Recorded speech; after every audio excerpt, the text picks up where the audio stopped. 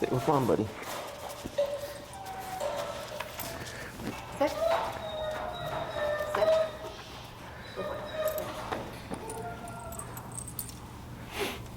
Good boy. Like right there? Yeah, and then go and just get as snug as possible and then loosen a notch. There you go. And you'll feed it through.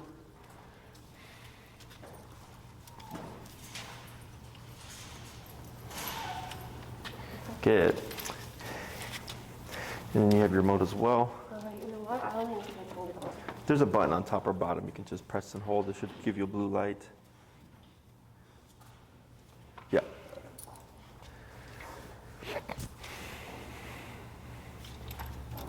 All right. And you can set it to about 15. And if you land 14, 16, you're good. Just general range. All right. Any questions before we get started? I don't think so. Okay. Ready, You yeah. nervous? A little bit, yeah. So go ahead and bring them in like on maybe like half the leash there, Okay. a little bit shorter.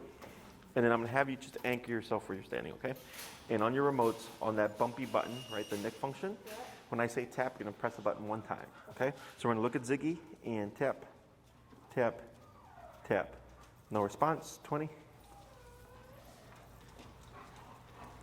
Tap, tap, tap. No up, tap. Okay, so we have what we call connection. I can see a little twitch, but he's not phased by it, okay? 25.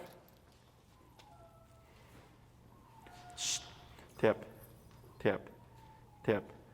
30. Tap, tap, tap. 35. Yeah, this is normal. Tap, tap, tap. 40. Tap, tap, tap. 45. And I'm looking right where the box is at, by that right ear. Okay, tap. See if there's just like movement. Correct. Tap, tap, tap. Yeah, so I can see the movement. 50. Tap, tap, tap. 55. You might get the old yip. Tap. Wait a second. Tap, tap. Wait a second. Tap, tap. Okay, we're gonna start right there. Okay. So we have connection, perception, and working. Right there, you can see where he saw the twitch and was kind of like, what was that, right? So that's kind of in the middle of perception and working. But I think as we expose him more to it, it's gonna start, because right now he doesn't associate that this thing that's contracting his neck is something he should pay attention to. Yeah. It's kind of like a mosquito. He's just like, what the hell is that, right? And he looks back, right, whatever, because he's never had that before. As we start to layer it in, and he's like, wait a minute, this thing is like, it's still happening. Yeah. And it also turns on and turns off when I do certain things. He starts to become more sensitive, okay? Now, once we start doing this exercise, his number may change because you're gonna be actively moving, and the movement itself also is a distraction, okay? Plus the body's moving and it can jostle around the collar and stuff. We're not gonna fiddle with the collar right now because I think you have good connection. But one thing I do with the puppies, where dogs lose their skin, is once I fit it, I'll take the skin and then pull it down. Okay. So it makes this as smooth as possible. Otherwise you'll get wrinkles up here and wrinkles down here, and it's kind of weird, okay? Any questions about this so far? Alrighty. So I'm gonna demonstrate the exercise and then I'm gonna coach you through it, okay? So here, we're gonna start the healing process, and you can stand right there. And I train dogs traditionally on the left. You fine with that? Yeah. Okay. So here, there's 3 key directions I want you to pay attention to. Turn, tap, and pull to the left, okay? So when I say turn, what happens is when Ziggy gets ahead of you, so this is his head, when he gets ahead of you, I'm gonna say turn, and you're gonna make a 180 turn to your right like this, okay? He's gonna pass you, I say turn, you're gonna go like this. He passes, turn, this way. And ideally as quickly as possible, okay? The next thing I'm gonna say is tap, and I'm gonna pair these things together. So he's walking, he passes, turn, tap, tap, tap, tap, good. So tapping until he comes next to me? Correct. And he's gonna pass again, turn, tap, tap, tap, tap. Good, so every time I say tap, you're pressing one time. Passes, tap, tap, tap, tap. Good, okay? And we're gonna keep repeating that. I might adjust the levels a little bit. Last thing is going to be pull to your left. So if you're walking with Ziggy, he goes over to your right side. You're going to keep walking forward, pull to your left, and tap as I say tap to bring them from your right side to your left side, okay? Now there's going to be a couple other directions I'm going to give you, like forward and stuff like that, but those are the three key ones. Turn, 180 to the immediate right, tap, one press of the button, pull to the left, okay? And so if I say tap, tap, tap, that's your rhythm. If I say tap, tap, tap, tap, tap, that would then be your rhythm, okay? In terms of slack, we're gonna give Ziggy about another 4 inches here. Yeah, like that, good. So we wanna give him slack like this, so he has the ability to get ahead of you, okay? So I'm going to get a place here and then I'll coach you through it. Alrighty, so here, turn, tap, tap, tap. Yep, keep walking, forward, good.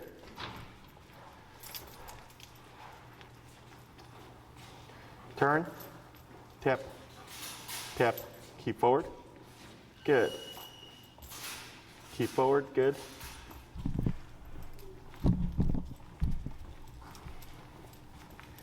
Turn, tap, tap, tap, tap, good. Keep forward, good.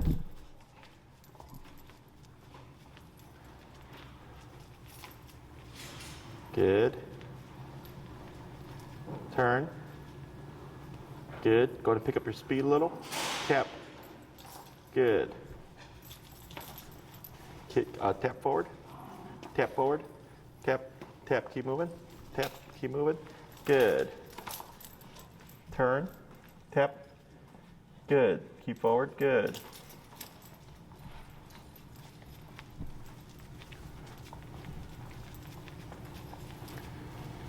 Good. Turn. Tap. Forward. Tap. Pull left. Tap. Good. Relax forward. Good. Keep forward. Tap. Tap. Keep forward. Tap. Good. Keep forward. Good. Pull to your left. Tap. Good. Now turn. Yep. Keep forward. Good. Keep forward. Pull left. Tap.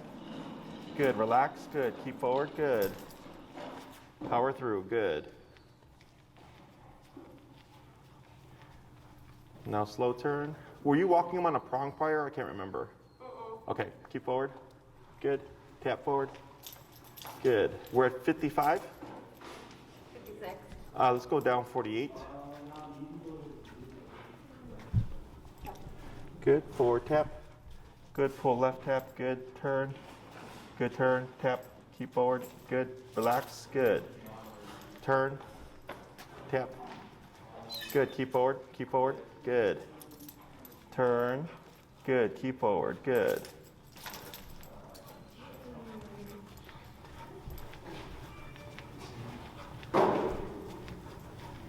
Good. Relax. Good. Turn. Forward tap. There you go. Now turn. Good. Keep forward. Good. Turn. Tap. Tap. Relax. Good. Keep forward. Tap. Keep forward. Good. Now turn. Tap. Keep forward. Good. Forward, forward, forward. Good. Yep. Power through. Good.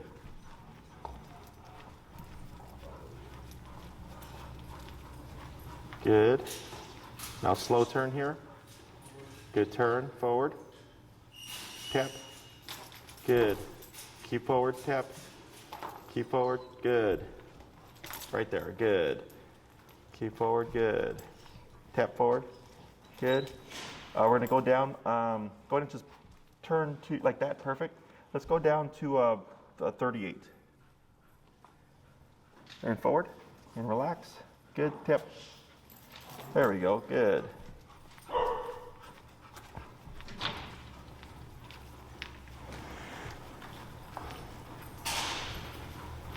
Good. Slow turn. Good turn. Forward. Tap. Forward. There you go. Good. Keep forward. Good. Keep forward. Good. Pull your left. Tap. Good. Now relax. Turn. Good turn. Going to pick up your speed. Pull left. Tap. Good. Relax. Good. Power through. Good.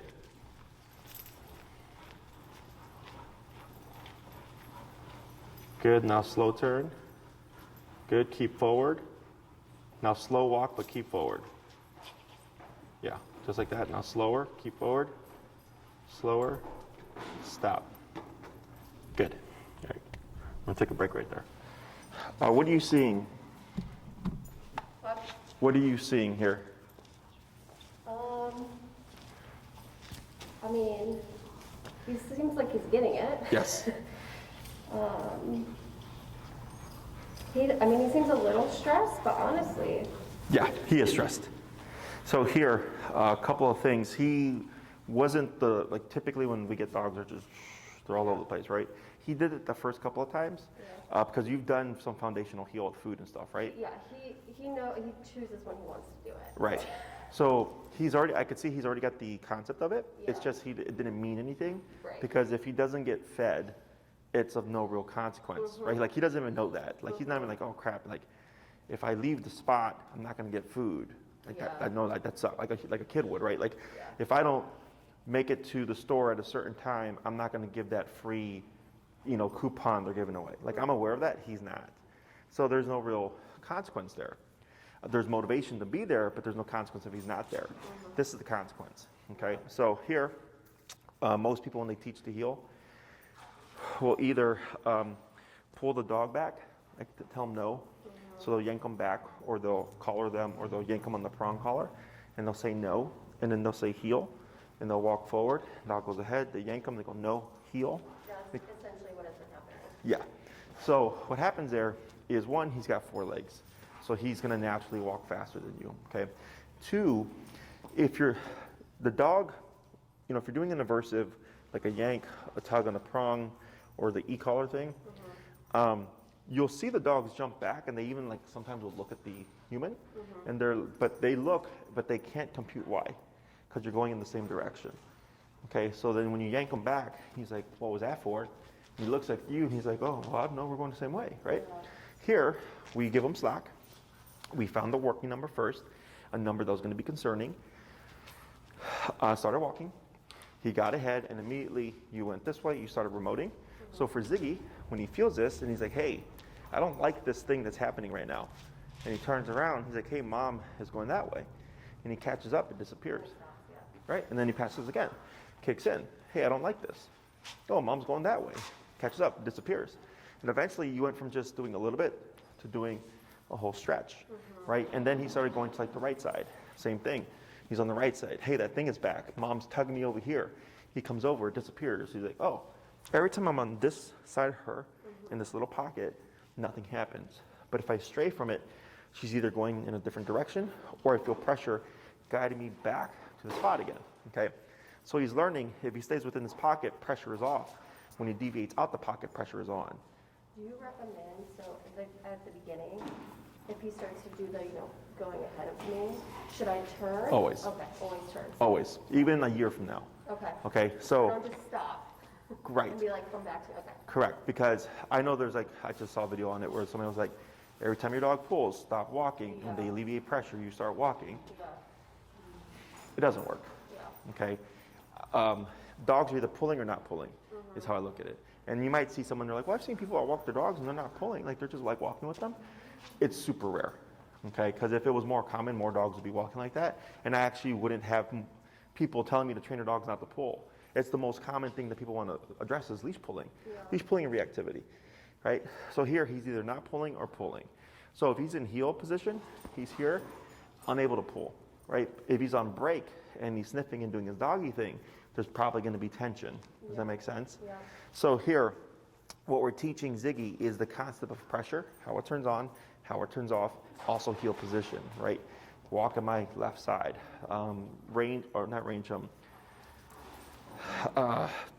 Visual for you, right shoulder, his right shoulder to your left leg. Okay? So when you're walking with him, and there was other times. He's almost kind of behind me in a way. A little bit. So the nose should fall no farther than where their foot lands, but his right shoulder should be next to your left leg. Behind is fine, never ahead, not even an inch. Is that so he can see what my face is, or? So dogs have a wider preference than we do. Yeah. So in more advanced training, a lot of stuff is based off the left leg, the left and right leg. So in advanced training, If I go like this, the dog will just walk with me naturally. If the dog is here and I go like this with my right leg, the dog won't move. Okay? And other like more complex movements in heel and stuff are all based off the left leg. So we always teach the dog to watch for this. And then, you know, the handler gets taught body language wise how to communicate. But it's using the pressure to tell him like, hey, I mean something now. And dogs will naturally pick up on the body language aspect of it. Okay? Other questions? I think more so just like contextual, like. How does this work in life? Yeah. Yep. So first thing you do is when you come out, you give Ziggy a potty break. Pee and poop, don't worry about heel. Okay, just walk out, let him get that out the way first. Because if you kick him with pressure right away, the concern would be, because the reason why the working number is important is because it is stressful, right? Which is, And you think right now it's 38. Which 38. Is okay. Yeah, because it went from 56 to 48 to 38, right? How come he was fine at the beginning and then throughout he started to yell? Is it Right, just, because as the brain starts to recognize, hey, this thing isn't going anywhere, and it keeps repeating, he starts to associate like, hey, this isn't going away. So then they become more sensitive to it. Okay, so that's why we went lower to 48, and then I could see he was still too sensitive and went down to 38. And it was a nice balance of sensitive, but not too sensitive. Okay, and as you do this more, you'll get a feel for it. So here, the reason why you wouldn't want to start with this first before his potty break is because he's going to go under stress because of pressure. We don't want to deter him from wanting potty. Okay, because some dogs, in the beginning, you might see like he's not going to want to leave your side. It's normal. Okay, so it's a problem, but it's a good problem. Because if the dog wants to stay at your side, it means he's learning the concept and he respects the concept, right? But then the con is, well, crap, when I try to release my dog to the potty, now they won't leave, right? And that's super rare. But you would come out, ignore this, let him pull, go out, find a potty spot, let him pee and poop, get that out the way first. Once that's done, then you would find your working number. You would always start at 15, 20, 25, 30, 35. And what you'll most likely see is once you find that working number, Ziggy, if he's there, will walk over and probably place himself here. Okay, because he's associating, hey, the last time I felt this, I went to mom's left leg and it disappeared. Okay, so that's currently his reference point. So let's say you hit 40, he comes to your side, and I go, okay, 40. Give the slack, as long as it's nice open space on the sidewalk, no people, whatever, you just start walking. Okay, don't worry about how far you get. Worry about how consistent is Ziggy at your side. Okay, so once you start walking, if Ziggy just sticks to your leg and you walk 5 blocks off of that one tap on 40, good. If he starts to get ahead of you, or if he gets ahead of you, you'll always 180 turn to the right like this as you tap to bring him to your side, okay? If Ziggy is pulling to the side to like sniff trees or grass or whatever, you can just keep walking forward and tap. If you're at the appropriate number, you should see him disengage from the distraction and re-engage with you, okay? So e-collar should never feel like an argument once the dog has the concept. So right now, even though you just did like 5 minutes, he has a concept. It's very simple, because if he didn't have a concept, you would still be going crazy back and forth. But at the end, you start to see you could do more. So here, let's say you start walking. I have my 3 tap to 3 correction rule. So if I don't get a change in 3 taps, I bump it. Okay, so like let's say he's pulling towards a dog. And let's say you started at 40, tap, tap, tap, and he's still pulling. Well, 40 is not enough. 45, tap, tap, tap, 50, tap, tap, tap, 55, tap. And all of a sudden, on 55, you'll see him disengage from the dog, and again, reposition. Like it's really instant. So Okay. Stop, like if he's still, his attention is on that dog, do I just stop and keep tapping until he comes back? If let's say, keep moving? depending on where you're at, so typically, like let's say, if you're walking on the sidewalk, you see someone coming with their dog. In the beginning, while my clients are training, whether it's reactivity or just super friendly, is I always say step to the side like you are. So imagine like the curb was behind you. You would step aside with Ziggy. He should position himself, somewhere on the left side. And then you would shorten your leash, okay? And you let this pass. Because it's easier to control a dog while you're stationary than while you're moving, okay? And allows you to just do all this other stuff. Because trying to move and control your leash and then prevent your dog from the other dogs, like a bunch of stuff. So if you've stepped aside, you've already created distance. So you have sidewalk, grass, curb, typically, right? Shorten the leash so you can't get far. I'm on 40, and let's say he starts to pull, that tap, tap, tap, tap, bump rule starts to apply. And maybe at 55 or whatever, you do the tap, Ziggy steps back, and this person walks with their dog, and he doesn't do anything. I go, okay, 55. But then I go down to 40 if that was my walking number, start to walk again. I see another person coming with their dog. I step aside again, shorten my leash, 55, because 55 worked last time, right? Dog starts to come, Ziggy starts to pull, tap, boom. Right away, he just sits back. Okay, 55, right? So what you're doing is you're teaching Ziggy, you can see dogs and not have to do anything. Okay, his impulse right now is dog, friendly, say hi, right? So for humans or for kids, you can say, if you stood aside with a child and said, hey, when this kid passes, ignore them. And the kid can naturally do that, right? Dogs don't. Dogs technically have to try the behavior and be corrected as they're performing the behavior to learn, don't do that. Okay? So when you step aside, you're only shortening the leash to limit range of motion. So we're not shortening and doing this, because this will create pulling. We're just shortening and relaxing and putting it in his court. He goes, hey, I want to say hi. I go, tap. Oh, I don't want to say hi anymore. What happens if I don't do anything? Nothing, right? So you're teaching Ziggy, you can see dogs pass. You don't have to do anything. If you try to do something, there's a correction. And then we build that towards walking past dogs, okay? But if you can't contain himself with a dog while he's stationary, he's not going to contain himself while he's passing a dog. Does that make sense? Because one is more difficult than the other. So here, very simple for you, because you're like, okay, I just step aside and Ziggy's supposed to be right here. Super simple. Okay, so it makes your picture very clear. What may change your number is, like, let's say this person is passing and it's 55, that works perfect. But then you have another person who comes over and their dog is on a slack leash. And that dog is starting to come into Ziggy, right? And then they get right here to him. It's now very distracting. It's right there in his face. He's most likely going to want to move and probably blow past 55 because the situation is much greater. Okay, so if that happens, you would bump like normal. But then also, ideally, I would tell the person, hey, we're training right now. You know, so if you're watching Ziggy, use your peripheral range to see what's going on here. So I can look at him because he's your responsibility, but also want to keep an eye on what's happening here. So I can go, oh, we're training right now. We're not ready to socialize. They'll shorten their leash, ideally, and then keep going. Yeah, so that's, I guess, so he obviously knows the neighborhood. Well, so it's just communicating with people, okay. New rules. For him, New rules, yeah. Now, it's not that he can't say hi. It's just he can't say hi while he's working. Okay. Okay, so what we're teaching is heel. We're not using any words to initiate it. So heel is the one command that I delay a week. So you're forced to use the e-collar to get him to stay at your side. Because most people, once they use the word heel, will not use the e-collar and only use the word. Okay, but then the word means nothing because they're not using the e-collar. This is what's making things mean something. Okay, but we do use the word break. And break means your job is done. So let's say you step aside, Ziggy's doing great, your neighbor stops, and she's like, oh my God, look how good Ziggy's doing. And he can wag his tail, like right now you can see him like wagging and stuff like that, right? And he can be there and he can be like this. That's fine. He just can't move.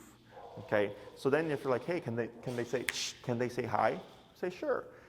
Ziggy, break. Break means now you're off the clock. And then they can say hi and play and do all their doggy thing. And then once that's done, you would start walking. Tap, tap, boom, back to your leg. Now we're walking again. Because the tap is what's going to trigger the position of heel. Because that's his only association right now. Because when I feel this, I come here. Yeah, I mean, even this right now is not a normal thing. Because pressure calms dogs down. Discipline, rules calms dogs down. Physicality calms dogs down.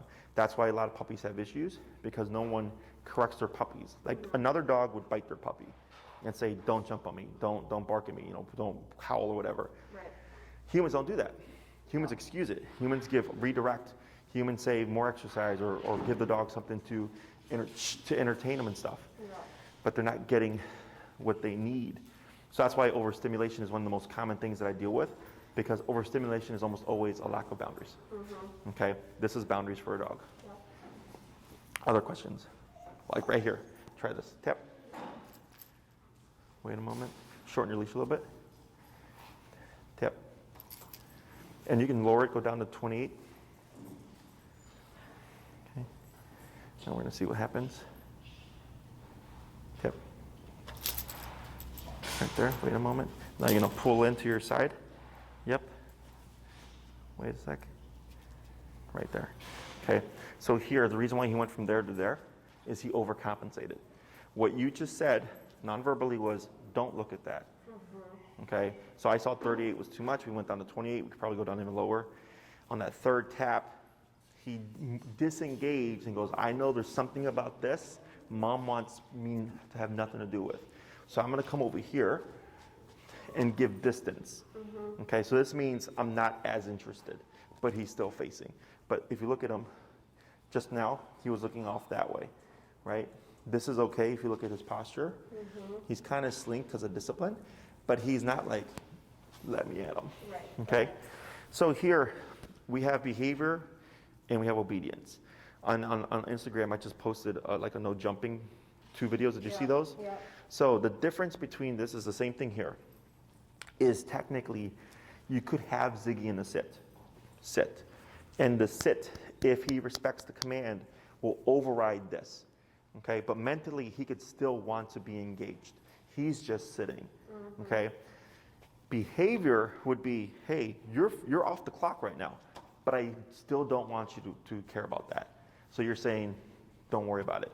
And he goes, okay, well then I'm gonna go over here, lay down, sniff, pee, run over here, but I'll ignore that. Does that make this a sense there? So you can do both. Okay, there's no right or wrong. It just depends on the situation.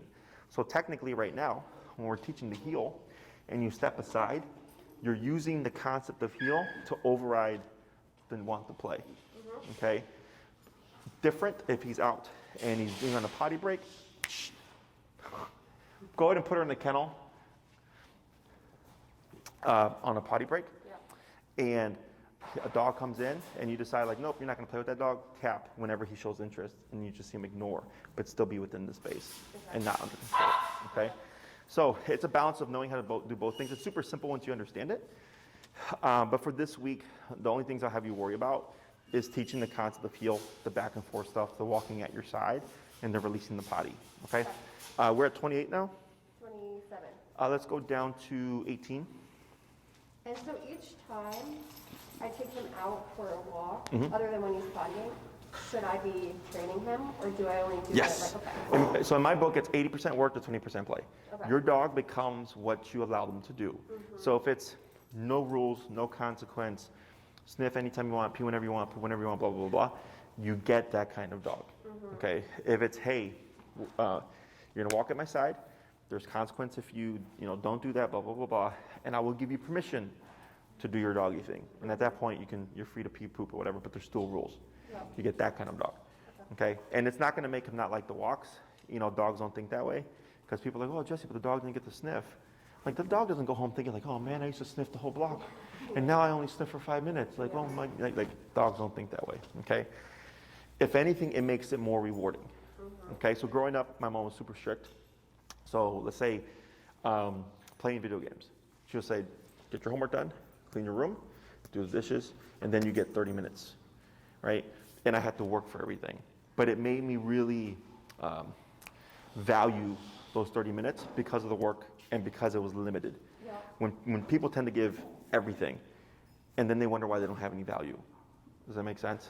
Okay, so it doesn't make you mean, it actually increases what you give him, because he's like, man, this is all limited stuff, like puppies and toys and stuff. People are always like, why did the puppy chew on my shoe? But never their toys. And I go, are the toys always out? And they go, yes. I'm like, that's why. But your shoes get put away, or your shoes get taken away. Now that increases the value. So we always put away everything, and then when I see a puppy getting rambunctious, here's a couple of toys. And they go, oh my God, what is this? They play for a bit. The moment they lose interest, I put them away. The puppy's like, hey, they disappeared, right? So then I increase the value of those things because I limit them. Okay, so little things like that can make a big difference. So we're not. Each time Do I need to start from like For 10 this and week. then- okay. Yeah, for this week, you can start at 15. Okay. Remember, pee poop first, get that out the way. Yep. The reason why we shorten the leash makes it more obvious, makes it easier because you're limiting range of motion. Because if you give them the full leash, you might see them fan out all of this way before coming here. So by shortening it, it's much easier for him to just go boop, boop, okay? So 15, 20, 25, 30, once you feel like you found it, then start your walk, but then also adjust it during the walk. Okay. So I talked about the 3-tap rule, and then there's a 3 correction rule. Every turn and tap is 1 correction. So if I start at 40 and I start walking and it's turn and tap, turn and tap, and turn and tap, and then he's still forging, 40 is not enough, reset the count, 45, turn and tap, turn and tap, turn and tap, he's still pulling, 50, turn and tap, turn and tap, turn and tap, he's still pulling, 55, turn and tap, boom. Yep. Now I can actually walk, right? So it gives you a nice structure, yeah, a nice structure to base your remote levels on, because people get stuck on the numbers typically, because they'll say like, oh, but you know, we worked at 18 and it was perfect at Jesse's. And I'm like, yeah, but that's gonna change according to the environment. Okay, so you're just constantly adjusting. Once you get used to it, you don't even think about it. So if you walk, you know, Logan Boulevard, and then versus walking at Oz Park during the summer when it's super busy, gonna have different numbers. Right. Okay, other questions? Do you want me to only focus on doing this on the walks? So Correct. Okay. Yeah. So You don't- inside, don't do anything? Yeah. Okay. Inside, are you trying to correct stuff? Yeah. Like I mean, what? he doesn't do anything crazy. The only real issue I have with him is there's another dog in the house, and he again gets overstimulated and doesn't know when to quit. To the point where like I'll just have to like put him in my room for a little bit to like calm, so he can calm himself down. How does the other dog take it? The other dog takes it really well. I mean, they play fine. It just like, it escalates quickly. Nothing like dangerous. but Sure, just- it's just a lot of energy, Yeah. yeah. What you can do is you can send me an email and just say like, Jesse, send me the correction videos, because I have a Zoom right after you, then I have another client. Okay. Is I'll send you 3 videos to watch, because in the home, you can use it for obedience stuff, and you can even use it for behavior as well, but I don't want you to become dependent on it, because remember, that collar is like a cop on a collar. Yeah. So when it's not present, he's gonna, you know, be a brat, right? So we want another form of correction, so that he's like, oh crap, mom doesn't need the collar in order to get me to cut the crap. Yeah. Does that make sense? Yeah, yeah. But outside, because there's stimuli and dogs and stuff like that you can't plan for, you want to have your collar on. Even though you're not using it, you know, as you advance your training, it's present just in case something happens. Yep. Okay? Yep, yep. Other questions? No. All right, so what we're going to do here is instead of going forward, go ahead and turn to your right there and tap, tap, tap. So no response, 23. Tap, tap, tap, 28. Tap, tap, tap, 33, yep. Tap, tap, tap, 38. I can see he feels it, but he's just ignoring it. But this is good for you to get the idea. Tap, tap, tap, yep, 43. Tap, tap. Now start moving. There it is. Good. Tap. Good. Good. Now slow turn. Good. Keep relaxed forward. So you see that when you hit 43, all of a sudden he started to get up and move. Very similar when you start your walks outside. Okay. Yeah. Keep forward. Pull to your left. Tap. Good. Now slow turn. Good. Then relax. Yep. Pull left tap as you move. Good. Now relax. Good.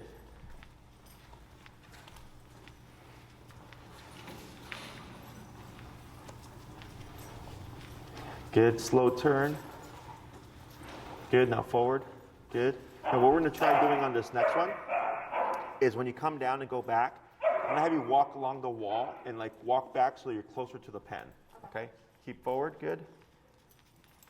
Slow turn. Good. Go ahead and pick up your pace. Keep forward.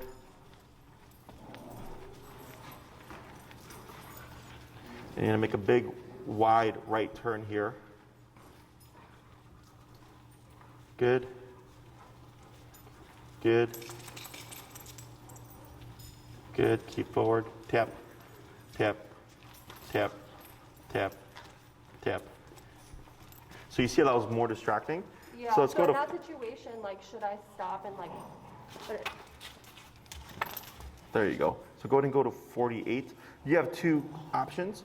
One would be stop and get them to disengage first, or the other one would be you just keep going back and forth and Okay. repeating and adjusting your number as needed until eventually you can walk past. Okay. So that's what we're going to try right now. Okay. Because there you tap like 4 to 5 times and you can see where you got caught by the sense. Right. So we're going to walk back and we're going to try it again and we're going to see how he does at the 48.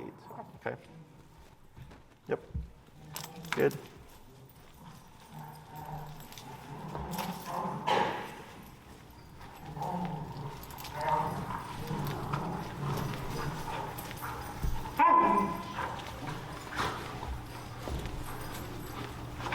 Good, nice big turn.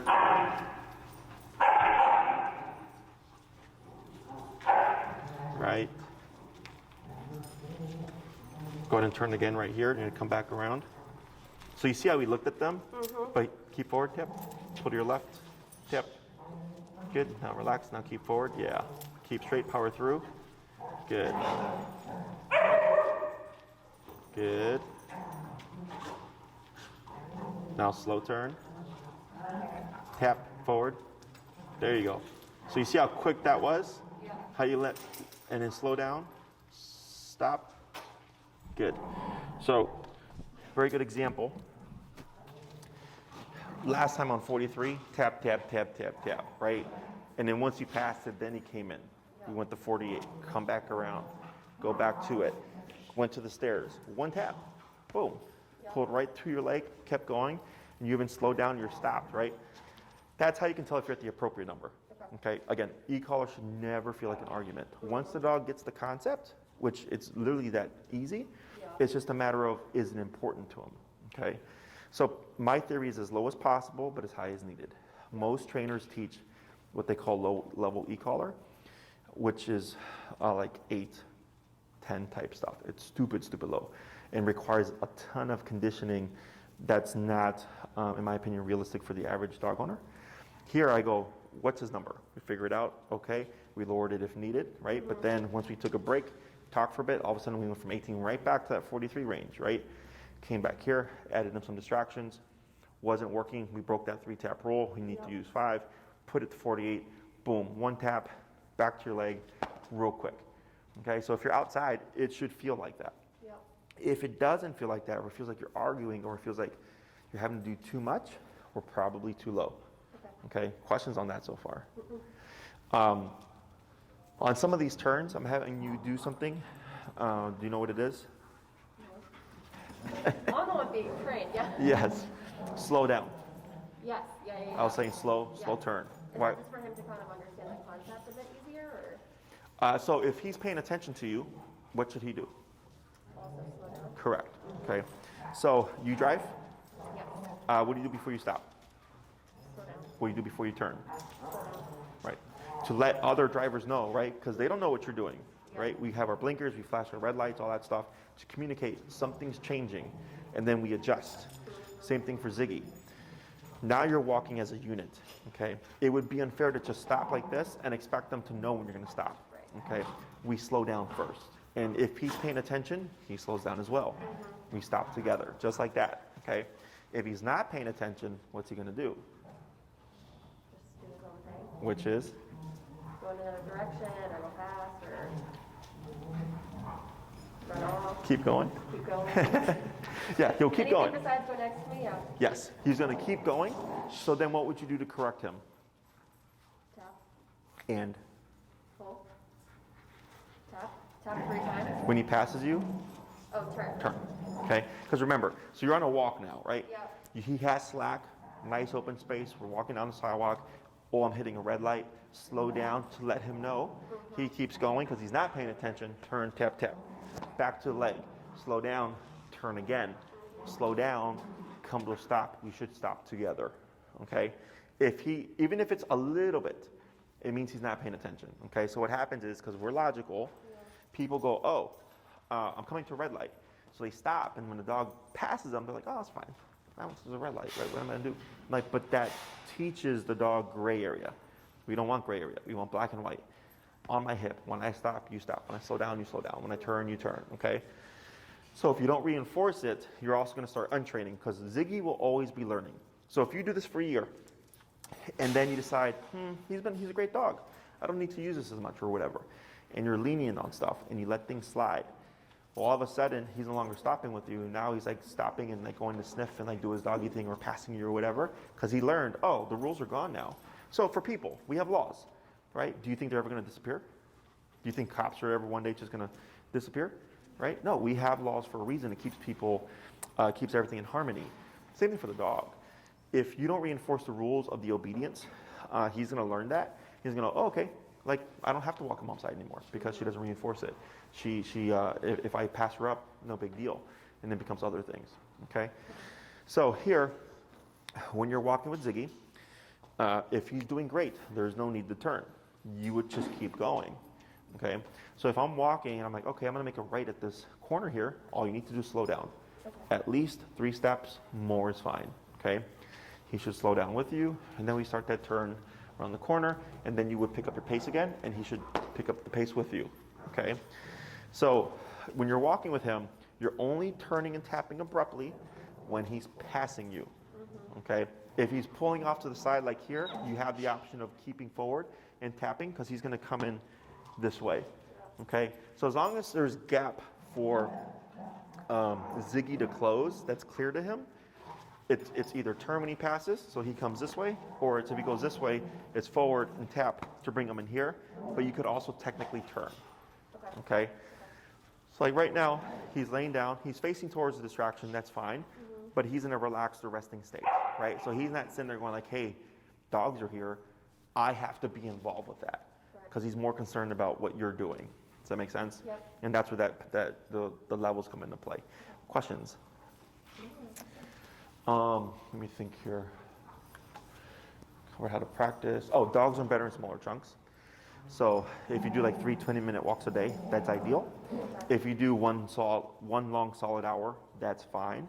It just will take them longer to process. Okay. In my opinion, there's no such thing as too much for this exercise because it's not redundant. As long as he's here, you're going forward, right? It's not like you're going back and forth. There's certain things that we teach that we repeat back to back, and since they're redundant, we do 3 to 5 minute sessions because it's too stressful for the dog. This walking alleviates stress. This is why we like to do the heel first. 1, most people want to fix leash pulling. 2, when a dog feels e-collar, they typically want to move. So we're using a moving command to teach him how it turns on, how it turns off. So he gets his ability to respond to stress by moving in the command while we also teach it. Okay. Here it also settles down a lot of things. So you might find potentially that this exercise can indirectly settle him down in the home. Okay, with the whole playing thing. Yeah. If not, no big deal. We just correct them for that behavior to teach them, look, cut it out. Okay. And my personal rules, your house rules, but this is how I go about things, is I don't allow play within the home, okay? Outside. Yeah. When we go to the yard, you guys can play. When I say enough, there's no more play, because then you also have to take into consideration the other dog. The other dog may be super patient and like avoidant and stuff, but if he keeps going and going and going and going, what if he tries out with another dog, right? And then that dog doesn't like it, and that dog's gonna say, hey buddy, I'm trying to avoid you, you're not listening, now I'm gonna bite you, okay? That he needs to learn how to do impulse control. You can also do that with this as we advance. So if you take them to your friend's house or something to play with another dog, and you see their dog getting kind of like tired of Ziggy, you can use that to disengage Ziggy. Okay, so you're telling him like, all right, buddy, that's enough. No more play. All at the press of a button. Okay, and it's not going to make him not want to play. It's not going to make him not like the dog. He's just learning. Okay, there's a cap to certain things now. I can't just go to 10. Mom keeps me at 4 to 6 now. Okay. Questions about any of that stuff? Let's go and dip down to 35 here. And the reason why we're doing that is because, again, every time we expose him to it, he's becoming a little bit more sensitive. Yep. So we started at 56, correct? Yep. And then we went as high as 48 just now? Yep. Okay, and now we're going back to 35? Because we're trying to see, as the brain processes this, is it going to become more sensitive? And can I get what I got at 48 at 35? If I don't, no big deal, I just bump it. Okay, and eventually, so for this week, the reason why you would start at 15 is you're doing research. So if you walk Ziggy 3 times a day for the next 7 days, and you come back in a week, and I'll say, how was it? And you're like, oh, he would usually feel around 30, but we almost always ended at 55. And at 55, he was perfect. And I go, okay, what does that tell us? That's his working level? What's that? Is that his working level? Which number? 55. 55, right? Because you're saying at the end of the walk, I was always at 55, and at 55 is when he was perfect and I didn't have to do anything. Then I go, then start your walks at 55. Okay? But we're trying to see, because again, as you expose him more, he can get more sensitive to it. So we're trying to see, is that number going to change? So maybe it's 55 the first 2 days you practice, but then it's 45 the rest of the days. Then I go, okay, 45, he's perfect, and he sees dogs, and he doesn't pull, and he's nice and calm at your side and stuff like that. Then 45 is the number. It was just 55 in the beginning because he was learning. Okay? So we're at 35. We're going to repeat that exercise here. Yeah, I'm going to have you come down and come back around like that, okay? Go ahead.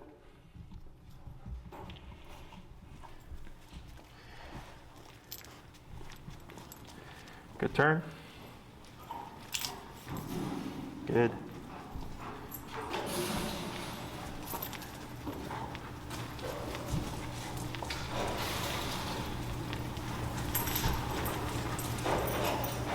Good. Nice wide turn.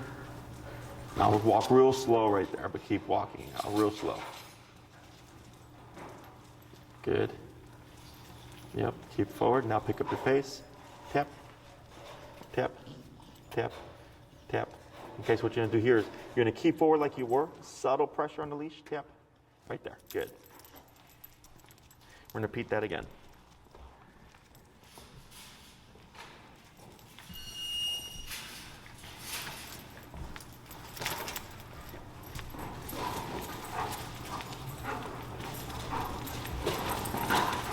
Good.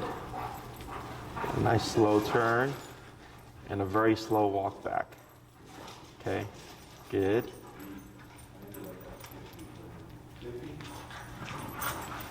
Good, you're gonna turn again and then come back again. Yep, pull to your left, tap. Good job, yep, good. And relax, good. Power forward, good.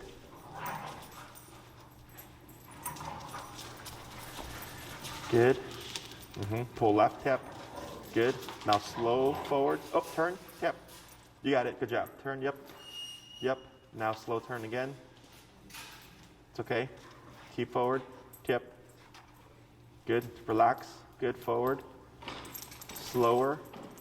Slower. Turn. Tap. Go ahead and pick up your pace. Good. Slow. Slow turn. Good slow walk. Slower. Right there, turn. Tap. Tap.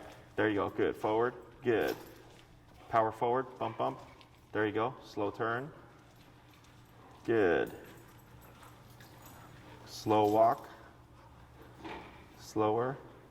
And stop. Excellent. So, good. On those last two, when I had you go down real slow, some sense, so when you start to slow, you start to feel tension, right? That's when you would do this turn tap to bring them back to your side. I think at some point, 35, there was either really good connection or it kicked in because he kind of overcompensated and he gave that big jump. So once you do your correction, you can immediately pick up your pace, okay? Because you're trying to give him something to come to. If you're doing slow to slow turn and all that is working together, you would pick up your pace once Ziggy completes it, okay? But right there, because you're in slow mode to test his attention, but then as soon as I start to see him lose attention, I go into correction mode, and that's more at a brisker pace. Does that make sense? Yeah. And then we repeat. Yeah. So anytime you walk past something, a chicken wing or whatever, a friendly dog behind a fence or something, and you see him venturing off, use it to your advantage. Back and forth tap, bring him to your side, and ideally you repeat this 2 to 3 times. So the last thing he remembers is, oh, when we pass this yard, the last thing I remember is walking past it calmly and ignoring what was behind it. Okay? If you just manage, which like let's say it's a reactive dog and you don't want to bother with it, and you're just tapping and going, he's going to be half and half, right? So the next time you pass, you're gonna always go back to where you left off. So then he's going to be half interested and half walking with you. So it's like, hey, I don't even want him to pay attention to reactive dogs. You would give space. I don't need him to be right next to the fence. So if I'm on the sidewalk and this is the fence, I can hug to the very edge of the sidewalk to get some distance, to teach them that, hey, even when we see this kind of energy, don't worry about it. Just stay on the hip, okay? Here, if we read his body language, some slouching, ears back. If you look at his eyes, there's a bit of concern. The panting, all this is normal, okay? So when people see this stuff, they tend to want to lay off because they're like, oh, I feel bad. The dog is stressed. And I go, well, one, stress is a part of life. This actually toughens them up. This actually teaches them how to handle stress because you're teaching them how it turns on and how it turns off, right? But also, stress means it means something, right? So it means it's important to him, which means he's not going to want to error. He's going to want to adhere to those commands when we start to layer in the words like heal and come and all that stuff, right? Yeah. So we need some type of concern. When we see this, the more you expose him to him, you expose him to it, the faster he gets over it, okay? So most people tend to wait. Oh, now you're being really bad.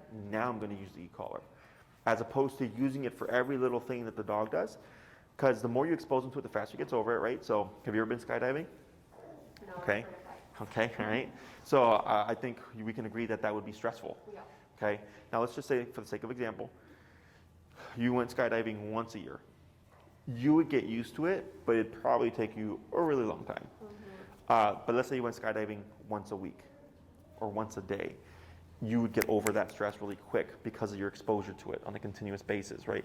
Same thing for this guy. The more you expose him to it, the faster he gets over it, okay? Also, how you are about it. So you're right now you're doing really well. You're like indifferent and kind of like we're moving forward, whereas most people tend to soften up, okay? Because he's also going to look at user frame of reference. So if you're working with him, you're like, oh man, this sucks. I hate doing this to Ziggy, right? He looks at you and he's like, man, if you're not having a good time, I'm definitely not having a good time. Yeah. Okay. Yeah. So if I'm just walking with him and I tap and correct him, bring him back, and we're going, I'm like, good boy. You know, I don't mind a praise or so, but you want to be careful with what you're doing because you're trying to create focus, and excitement isn't focus. Okay, it's overstimulation, and they're conflicting. But if you're upbeat, come on, buddy, let's go for a walk. Right? Put your collar on, go walking, and you're going. You correct him, come back to your side, good, and you're just walking with him, and it's nothing negative or nothing that you feel bad about. He's gonna get over it. Okay. So if you feel better, he gets over it faster, okay? Every dog's turnaround time is different. This isn't bad. This is on average, this is like the average dog for me. So I would say a week or two, I would anticipate he would get over it. You can also add positive whenever you collar him up. Turn it on, hey Ziggy, put it on, treat, go for your walk, come back in, grab it, treat, remove it, okay? And eventually he'll learn that positive association, or he'll just start to learn. Collar means we go for a walk. Collar means I go to the park. Collar means I get to be off leash, right? Collar means I get to run around. My dogs, they hear even the tiniest movement of the collars, they come running because they're like, we know what this means, okay? So it's all about just association. Questions so far about this? No, I don't think so. I have a random question to ask you, but I'll save it for the end. Go ahead. There's one thing he does that I cannot. So he's pretty stubborn, and so things like jumping into the car, going upstairs. If he doesn't want to, he just won't do it. And it's getting to the point where like he weighs 60 pounds. I can't pick him up and put him in the car for very much longer. Or is there like a trick to get them to? I know that's a really random question. No, it happens. It's getting to the point where like. So what you would do is that a snap buckle collar? Yeah. Yeah. Okay. So just be mindful that if he puts enough pressure on that, he can snap it. He can break it. Okay. But what we would do. Make sure that collar is fitted snugly. Have the collar on, and it'll also help prevent if it loosens up from taking the other collar off. Do you have like a standard car, or is it like a truck type? Does he have to like jump up? Okay, can he jump up physically? Yeah, he's done it once before when he was excited. Okay. So I know he can do it. Sure. So what you'll do is go home and make this a training session, okay? And will you hop out? No. Okay. I would first start with hopping in. Okay, is you're going to shorten your leash and choke up right here, real close. You know, pull up just enough that he has incentive to go up. 30, or you know, as example, 30, 35, 40, 45, 50, 55. You're going to start to see him go like this, okay? Because the brain is going, I can't do this, but there's a motivate, right? You're going to start to see him buck around. Might even like get some crying. 40, 45, 50, 60, 65, boom, he jumps in. Okay, so it's not so much physical discomfort as it is emotional discomfort. I don't want to do this. Right. Okay, so once he breaks forward, wait, good, right? And then see if you can remove him. If he puts the brakes on getting off, reset your number, 15, 20, 25, 30, 35, boop, he hops out. Good. Shorten it, back up, 15, 20, 25, 30, hops up. Good, right? It's just getting the brain over the hump. Okay, and you can do that with the stairs too.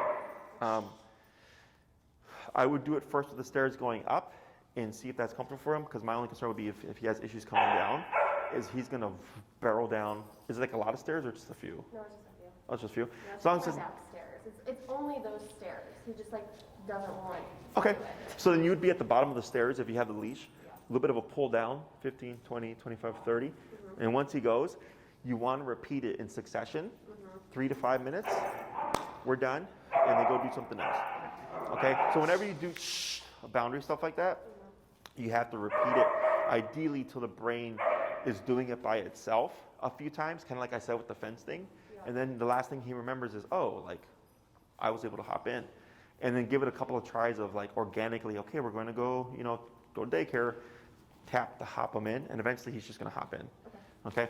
Other questions? And I have a video that I'm going to post right now. The dog's name is Siegfried. Very similar. He didn't want to walk on this texture. Oh, really? Yeah, and we went to 70, and you hear him shrieking, and then you hear me say like, this is going to be the hardest part. And then finally, once he goes, his number went down to like 28, 35-ish, and then he was great for the rest of the session. But his thing is, coming into the facility was new textures. Like he didn't like it, and he was like really weird about it, and he wouldn't move. So we had to unlock the brain with pressure. So the brain learns when I go into resistance, pressure turns on and increases, but when I move with it, it disappears, but also nothing's happening with the floor. So very similar. Okay, so I have to hop on a Zoom. Good job today. If you have any questions, just shoot me an email, and you can shoot me the email about the videos as well. Okay. And then, hey, Corey, would you help her and Ziggy out? I got to hop on a Zoom call. Okay? Thank you. We'll see you in a week.